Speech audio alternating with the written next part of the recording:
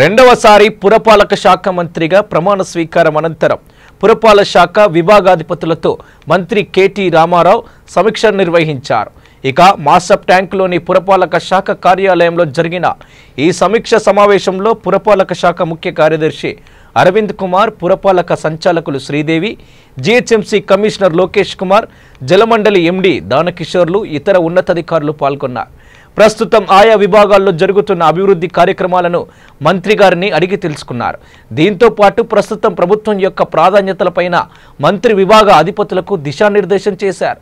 1-2 రోజుల్లో మళ్లీ సమావేశం అవుతానని తెలిపిన కేటీఆర్ ప్రతి విభాగం తన కార్యక్రమంలో పురోగతి, భవిష్యత్తు ప్రాధాన్యతలపైన ఒక నివేదిక సమర్పించాలని కోరారు.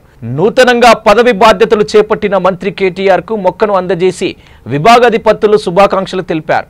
రానున్న రోజుల్లో ముఖ్యమంత్రి ఆలోచనలు, విజన్ మేరకు పనిచేస్తున్నామని అధికారులు మంత్రి కేటీఆర్ కు తెలిపారు.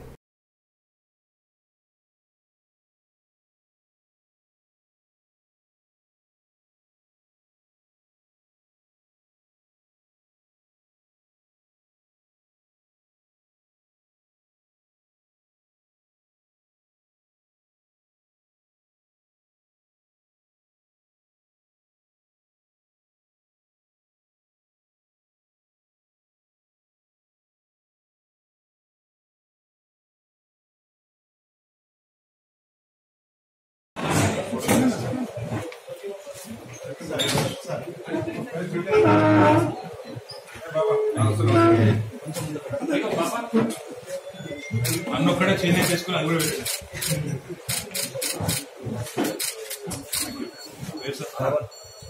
సార్